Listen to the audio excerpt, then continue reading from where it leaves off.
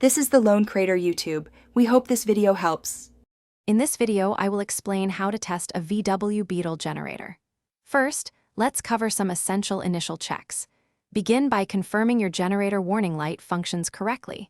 It should glow with the ignition on and then turn off once the engine is running.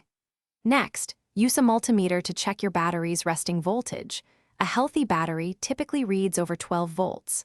Finally, visually inspect all ground connections, ensuring they are clean and securely fastened for optimal electrical conductivity.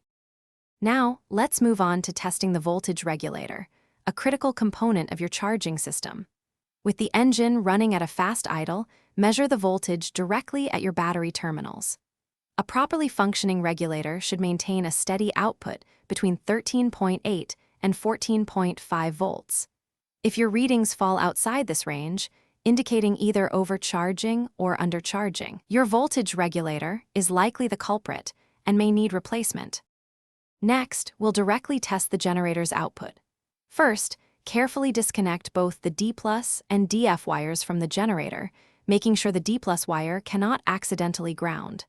Then, connect a temporary jumper wire from the DF terminal directly to a clean ground point on the generator's case.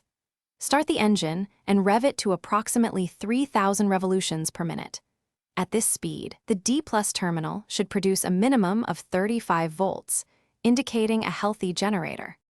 If your generator's output was low during the previous test, it's time to inspect the internal components, such as the brushes and armature, for any signs of wear or damage.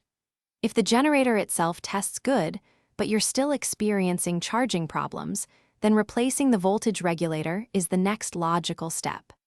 Remember, after any significant electrical work or component replacement, it's crucial to properly polarize your generator to ensure it charges correctly. Thanks for watching. Consider subscribing if we helped you.